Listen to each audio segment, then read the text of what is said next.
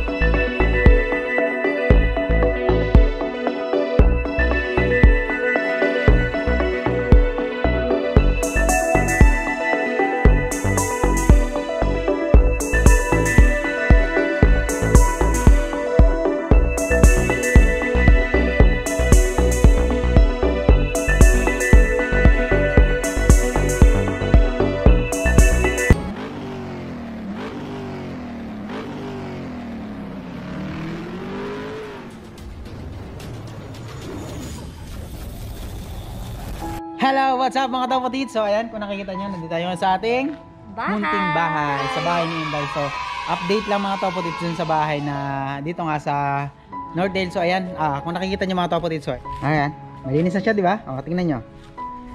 So ayan, si Inday ang ating model at ang ating model house. So ayan, so kanina dyan sa part na yung mga kapatid, parang ganito, yung damo. Ganyan, dami. O, di ba? So ito siya, nirolyo namin. Buti na lang medyo mabilis siyang tanggalin kasi dahil nga semento. Tapos yan yung isa naman sa kabila. So ayan o. Minasan din namin sa loob para malinis na. So tara, tingnan natin. Tingnan yung mga kapatids. Charan! Di ba? Malinis na. Di ba? Medyo malinis na siya. Ayun yung walis namin. Kakabili namin kanina yung walis. So ayan. Tapos yan, yung CR na dating hindi natin mabuksan. Ay nga pala mga kapatids. Nga pala, ito yung pinaka-epic sa lahat eh. Naalala nyo yung ating unang vlog dito sa Northdale Villas. Yung unang pinuntahan namin bahay pala.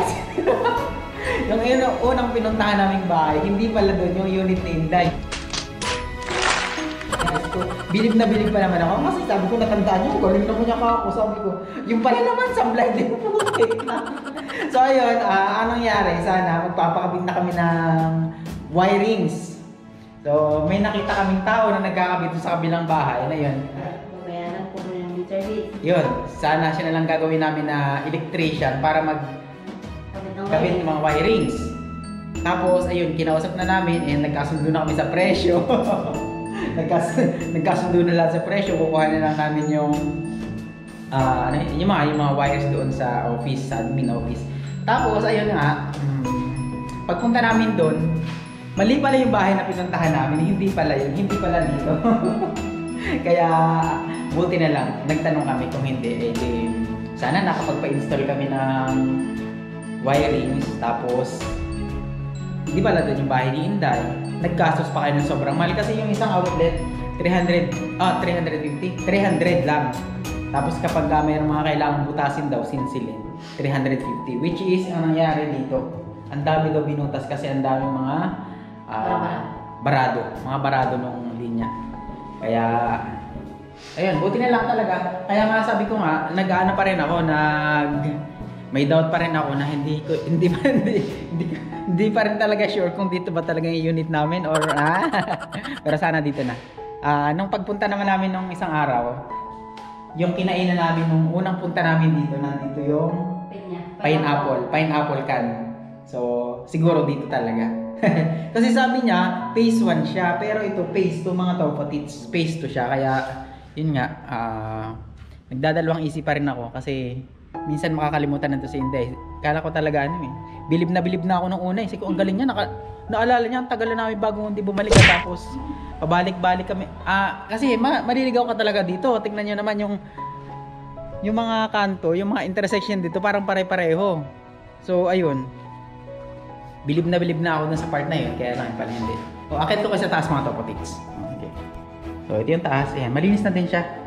Winalsan ko na din kanina. So ayan siya. Di ba? Ang kailangan na lang namin is tubig para mas maging malinis. So ito yung outlet na in-install. Yan o. Dadalawang ilaw.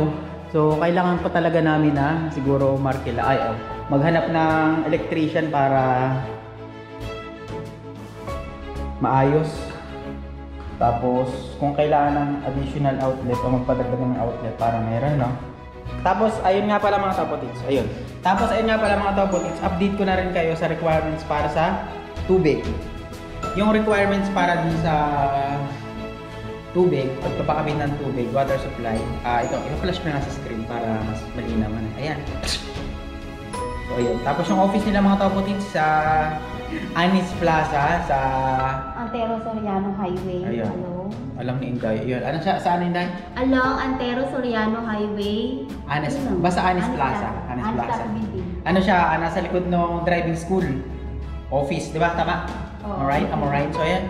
And yung requirements is yun ng mga topotits. Para pagka magpapakabitan kayo, gusto nyo lumipat, alam mo nyo na ang requirements. And yun, sa update sa mga topotits sa Meralco, sa kuryente. So, as of now, wala pa rin. Pero may mga nakatira na dyan.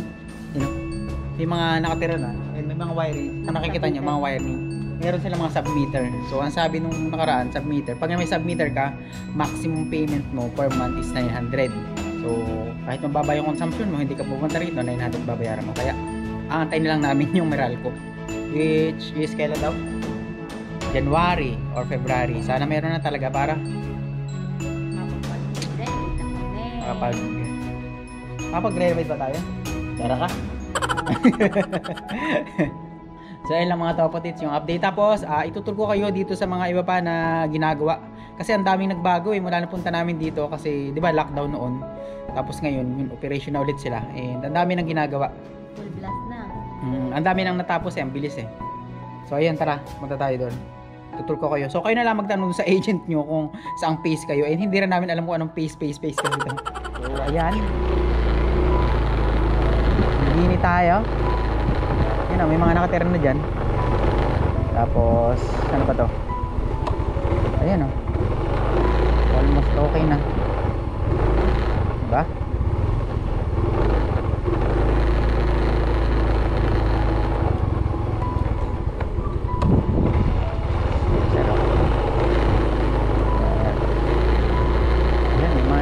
Dito.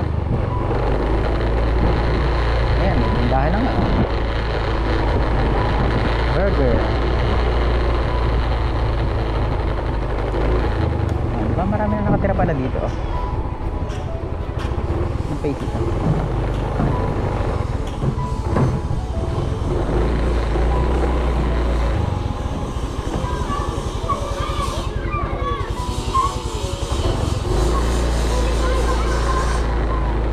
Ito ginagawa pa lang mga tao dito, tinatapos pa lang.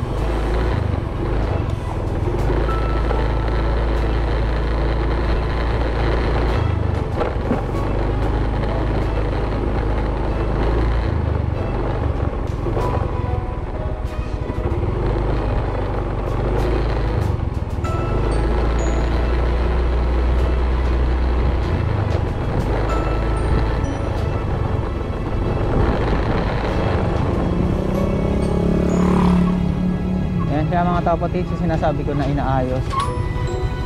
Diba? Dati wala pa to no? Puro tubig-tubig pa yan dati. So ngayon okay na. Try natin inikot. So, ikot ko yung mga topotits sa part na to.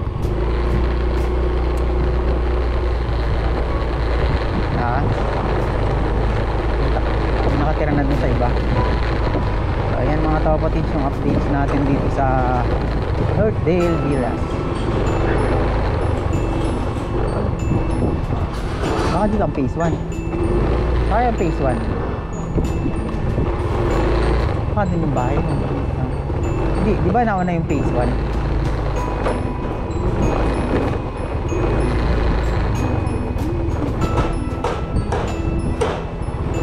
May dome.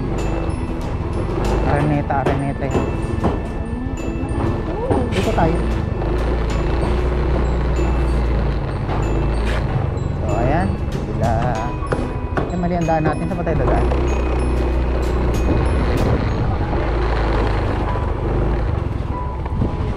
Saan ba ito? It's a trap. It's a trap. Wala nang daan dito. Wala nang daan dito.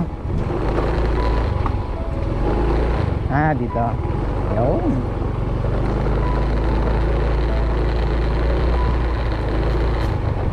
Anong pace ito?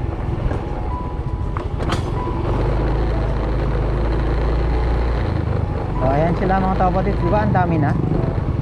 Bilis lang.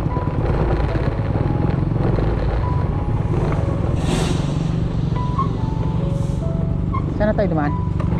Nagliligaw na ako. Lo, doon yata tayo dapat.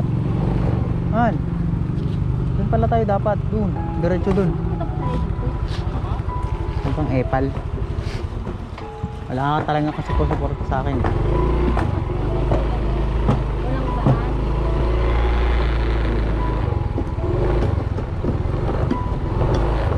May daan po.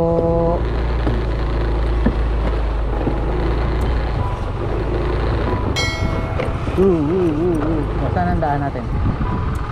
What you think? Ah, dito.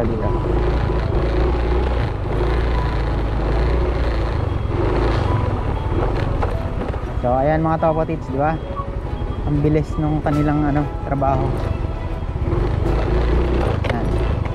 Saka ang maganda rito mga kapatids, ayun o, hollow blocks talaga yung ginagamit nila paggagawa ng bahay. Para sa akin mas okay siya kaysa dun sa ibang subdivision kasi 'di ba ang ginagamit nila yung yung precast. Sinasalpak lang. Ang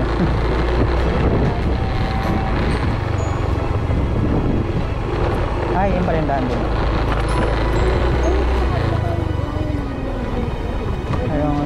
Ayun pa pala mga topotits Tingnan natin. Ay walang daan pala dito, sorry.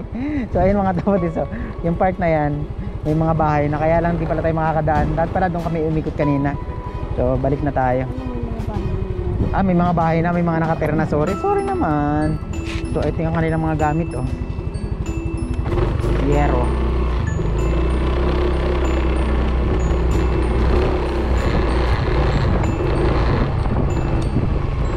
Ano lang, pupunta lang kami ngayon ng punta? Punta lang kami sa office, tapos punta kami ng barangay para nga dun sa requirements para sa tubig. So ayun lang mga kapatids, salamat sa panonood and huwag niyong kalimutan mag-subscribe.